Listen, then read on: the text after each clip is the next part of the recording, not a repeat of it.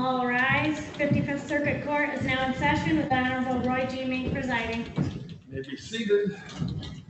Calling the case of the people versus Lisa Marie Burzak. Counsel, identify for the record, please. Thank you, Your Honor. Todd Dietrich appearing on behalf of Ms. Lisa Burzak. And you are Lisa Marie Burzak? Yes, sir.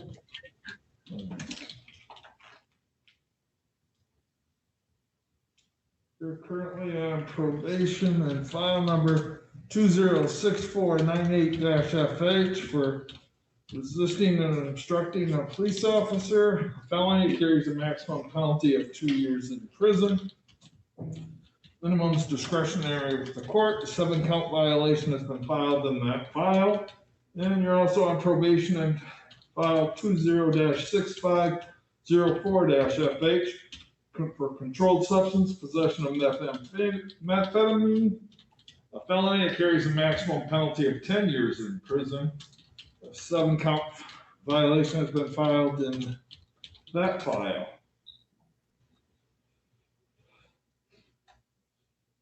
This is an arraignment on the probation violations. How do you wish to proceed, Mr. Dietrich?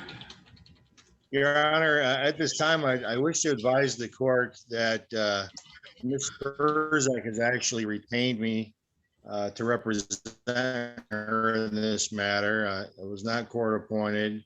As soon as she found out that there were some, legal issues, she contacted me, sought my advice, which, I think, she's been in trouble before, and I understand that acknowledgement. I've represented her, I think, in these 2 prior cases, but instead of, arguing or trying to fight with authorities, she did what, I've been telling her to do, was, reach out to a lawyer and find out what the best route to take is, and so she came to me, she sought my advice, she retained me to represent her. I have not seen all the counts. I have a pretty good idea of what they are, but some of them are, going to be questionable. But she lives in Clare County. She's lived here for quite a while. I don't think she's ever absconded, to my knowledge. She's always shown up at the court that I can recall. And I'd asked the court to enter pleas of not guilty and to set her bond maybe at like 5,000, 10% in these matters, with the understanding that I have a plan to help Ms. Burzak in a global situation in terms of there's an obvious underlying issue here that I'd like to help her address. I've started a plan with her. The first thing was that she had to be strong enough to turn herself in to the authorities and take responsibility, for the warrant, and she did. And she's followed all my advice so far.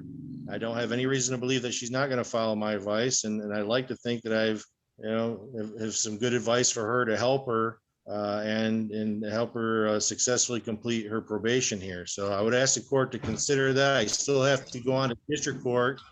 She has been she's going to be arraigned on new charges.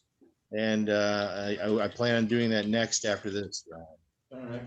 Count 1 is violation of condition 1. It's alleged that she's being charged with a new charge of possession with intent to deliver methamphetamine. Count 2 is violation of condition 1, where it's alleged that she's being charged with possession with intent to deliver heroin. Count 3 is violation of condition 1, where she's being alleged that she was in possession of methamphetamine. Count 4 is a violation of condition 1, alleged that she was in possession of heroin.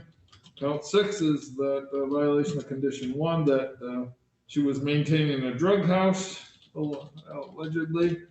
And count 7 is that she failed to report to the probation officer as instructed, which is a violation of condition 3. So the last one, I'm not sure.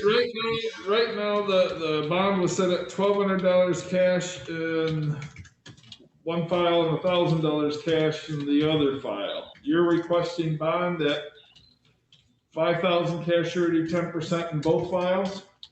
I am, Your Honor.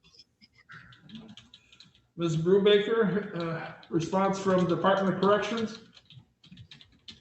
Your Honor, we think that bond is appropriately set. Thank you. Do we know what they set bond at in district court, or she hasn't been arraigned yet? He has not been arraigned, Your Honor. I think that our co-defendant was set, I think it was 100,000 cash, I believe, but I'm not certain. All right.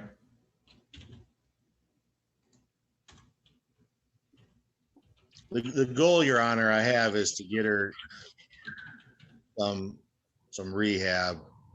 And so even, if the court leaves it at the bond that it's at, and if I can readdress bond, if I'm able to find her a bed or something to address these issues, I would appreciate the opportunity to come back.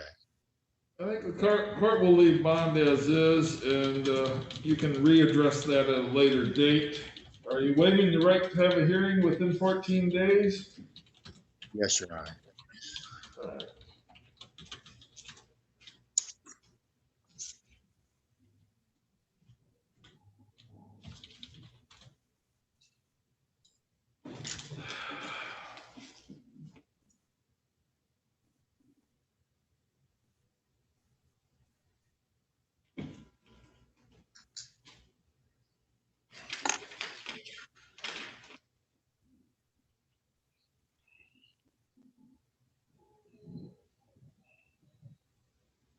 Would you like a status conference set on Judge Evans' next motion day, which would be June 7th?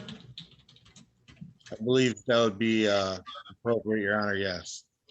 All right, we'll set a status conference on June 7th in front of Judge Evans, since these were his cases. At Mr. Diedrich's time is 9:40 a.m. Anything further, Mr. Diedrich? No, Your Honor, if I could just have a brief breakout room with Ms. Burzak before I see her in district, if that's okay. You may. We're in recess.